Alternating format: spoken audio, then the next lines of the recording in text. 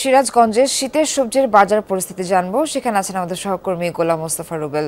রুবেল, বাজারে সবজির সরবরাহ কেমন দেখছেন, আর দাম কি কিছুটা কমেছে কিনা জানাবেন বিস্তারিত।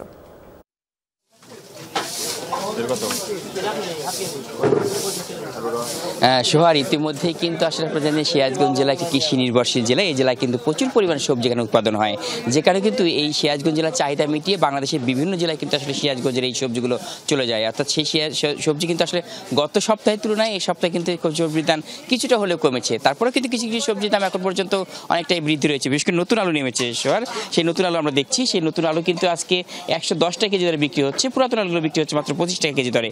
সেই সাথে এখানে আপনার ফুলকপি, বাঁধাকপি, বাকলুরি এবং লাউ, বেগুন, বাঁধাকপি, শসা, করলা, সিম, সব ধরনের সবজি কিন্তু, গাজর এবং টমেটোও কিন্তু নেমেছে বাজারে, এবং সেগুলো কিন্তু দাম গত সপ্তাহের চেয়ে কিছুটা হলে এই সপ্তাহে আমরা কম দেখছি।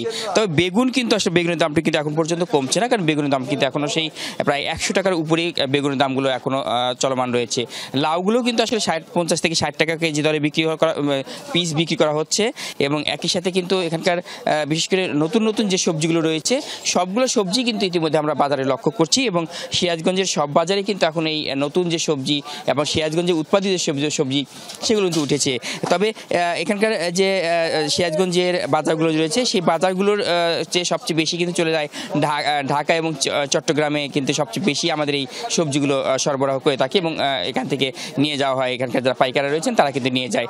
অর্থাৎ সিরাজগঞ্জের এই বাজারে সব কিছু মিলে যে পরিমাণ সবজি উৎপাদন হয়েছে, এবং এখন পর্যন্ত প্রতি বছরে ঠিক শীতের এই শুরুতেই কিন্তু দাম অনেকটা কমে যায়, কিন্তু এই বছর কিন্তু আসলে তেমন একটি আমরা কমতি দেখছি না, কারণ এখন পর্যন্ত কিন্তু সেই দাম বৃদ্ধির যে পর্যায়ে সেই পর্যায়ে রয়েছে।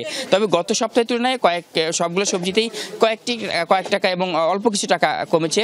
তবে কাঁচামরিচের দাম কিন্তু অনেকটাই কমে গেছে, অর্থাৎ এখন কিন্তু ধীরে ধীরেই। তবে পেঁয়াজের দাম কিন্তু এখন পর্যন্ত, অর্থাৎ গত সপ্তাহে 120 টাকা কেজি থাকলে আজকে কিন্তু 90-95 টাকা দরে বিক্রি হচ্ছে। অর্থাৎ ধীরে ধীরে কিন্তু সিরাজগঞ্জের সবজির বাজারগুলোতে যতই সবজি উৎপাদিত হচ্ছে ততই কিন্তু দাম অনেকটাই কমে আসছে। সোহার, রুবেল, ধন্যবাদ।